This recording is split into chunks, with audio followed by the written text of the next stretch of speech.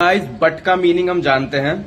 But का meaning होता है लेकिन बट का एक और मीनिंग होता है के सिवाय, के अलावा, जिसे इंग्लिश में कहते हैं एक्सेप्ट। ओके, तो होता क्या है, जब हम न्यूज़पेपर में या किसी बुक में या कहीं भी पढ़ते हैं तो हम थोड़े कंफ्यूज हो जाते हैं, क्योंकि हमें दूसरा मीनिंग नहीं पता होता है। यानी कि जिसको नहीं पता होता है वो कंफ्यूज हो जाता है कि यार लेकिन तो यहाँ फिट नहीं बैठ रहा है, तो फिर इसका क्या मीनिंग है।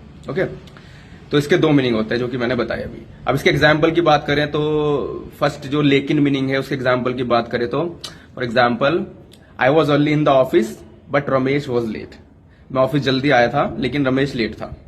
ओके, अब इसी तरह अगर दूसरे जो है इसके मीनिंग की बात करें तो उसमें आएगा like, no one of his family members was present there but his father.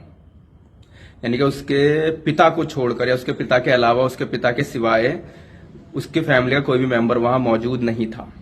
Okay, तो यहां बट का यूज हुआ के सिवाय, के अलावा।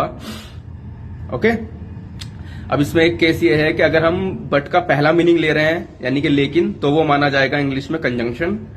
और अगर सेकंड मीनिंग ले रहे हैं एक्सेप्ट, के सिवाय, के अलावा, तो वो माना जाएगा प्रीपोजिशन। ओके, इसका एक और एग्जांपल लें तो इट इज बहुत सिंपल एग्जांपल है कि it is like anyone but you.